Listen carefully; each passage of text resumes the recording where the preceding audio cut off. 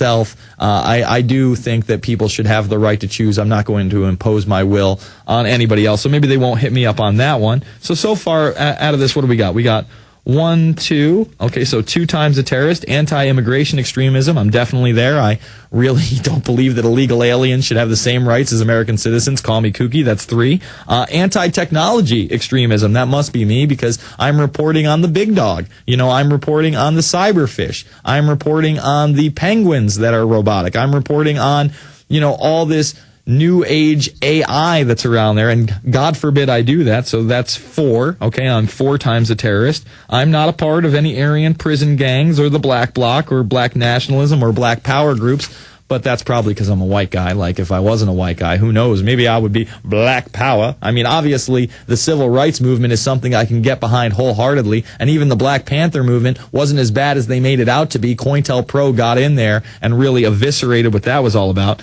I'm not a black separatist. I don't think I'm part of the Christian identity. Cuban independence extremism is not me. But here we are, decentralized terrorist movement. I might fit the definition there. That's 5 times a terrorist. Denial of service attack. You could even say that maybe I am part of that, but I don't know. I think that's maybe kind of outside of my realm. Let's see what direct action is. Lawful or unlawful acts of civil disobedience. See, lawful acts of civil disobedience? I mean, that's... Okay, there's 6. I have been civilly disobedient 6 times a terrorist in this document. Environmental extremism. I would say I'm probably environmental extremist because I'm exposing the global warming hoax. That's a real environmental extremism saying, hey, carbon dioxide isn't going to kill us. So I'm 7 times a terrorist. Ethnic-based extremism. I'm not really part of any ethnic group, so I can't get down with that. Extremist group. They're definitely targeting me. 8 times a terrorist. Green anarchism. I expose, the false green movement, so maybe not there. Right now, only 8 times a terrorist, but we're only at G, folks. The letters go to Z, okay? We're at 8 times a terrorist. I'm on page 5. Hacktivism, using the internet, 9 times a terrorist. I'm sure they would put me into a hate group, even though I'm not a white supremacist or a racist. So we'll leave it at 9, we'll leave it at 9 for now. I'm not a Jewish extremist, so we're still at 9. Leaderless resistance. I do promote people to be their own leaders, be their own heroes, do their own things, start their own blogs, make their own films. I am 10 times a terrorist. The right loves to call me a left-wing extremist, even though I try to go beyond the false left paradigm. So I'm going to give myself one for left and right-wing extremism because I'm accused on both sides. That's 12 times a terrorist. The next one is lone terrorist. I obviously fit that description. An individual motivated by extremist ideology to commit acts of criminal violence independent of any larger terrorist organization.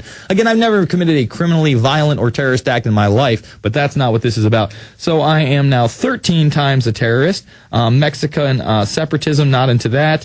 Militia movement. I am pro-Second Amendment, so they would probably lump me into the militia movement. 14 times a terrorist.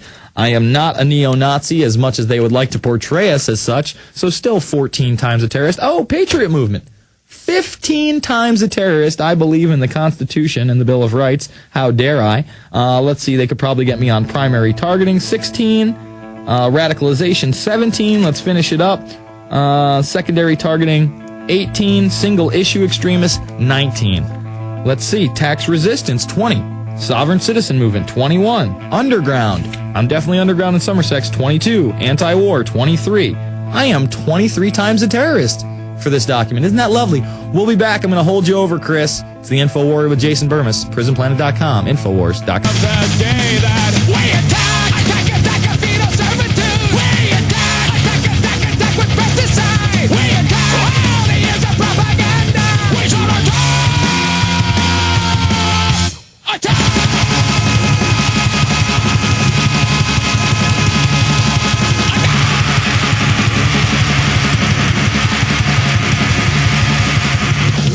All right, we are back.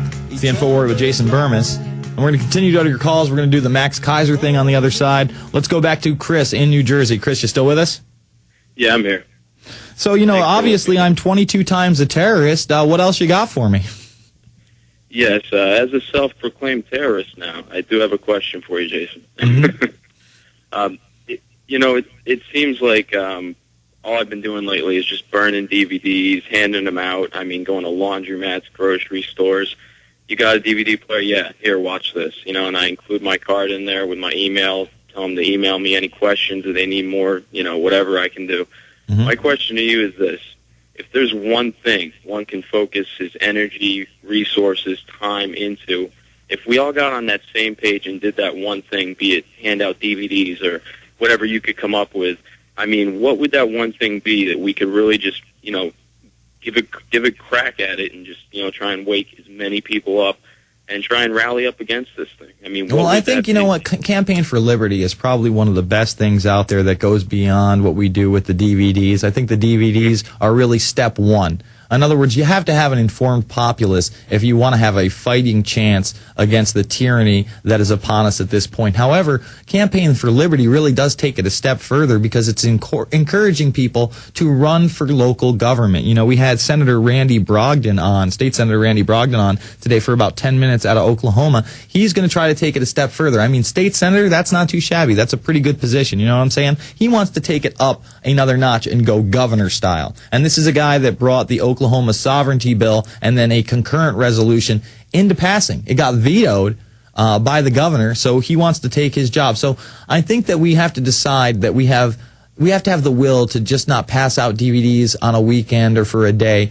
Campaign for Liberty is a concerted effort to get people elected to government again that believe in less government, that believe in the Constitution and Bill of Rights. And I think we have to have a mass awakening that the only way we're going to take back our communities is to start small with, you know, local mayors, city council spots, you know, bigger ones are congressmen, state senators, then maybe into governors.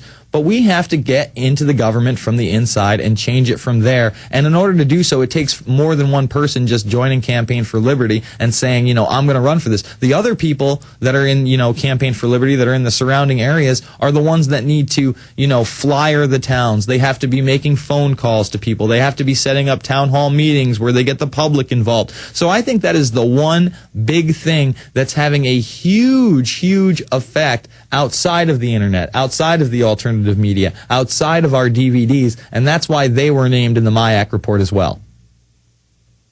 Make sense? Thanks so much. Yeah, you got it, Chris. I mean, the bottom line is, if they're not going to do it, we're going to do it. And I've even pondered about running for governor of New York. I feel like, you know, I'd have to get a lot bigger in order to win that. But I'm pissed, man. You know, what redress of grievances am I going to have if I'm outside of government? I mean, they're just going to label me a terrorist in these DHS documents and eventually round me up or just arrest me. God forbid I would call 911 in an emergency and use a foul word. Apparently I'll be arrested. I mean, we live in such a bizarre time. I guess the saying is, may you live in interesting times. Well, we're living in them. We're living in times that I thought were unimaginable when I was younger. All right, let's go to Matt in Winnipeg. Matt, you're up. Yes, sir. Thanks for having me on. Yep. Yeah, actually, I just wanted to say a couple of things. First of all, I just caught the beginning of your show when you had that clip about that girl who tried calling the police for help. Mm-hmm. And, you know, just hearing that made me pretty upset because, I mean, just the gravity of the situation and then the way he handled was just... Yeah, someone could be dying and I'm going to hang up on you 3 times and then you make the effort to run to the police station. Do I say I'm going to come help you and, oh, my God, what's the problem? No, you're under arrest. Exactly.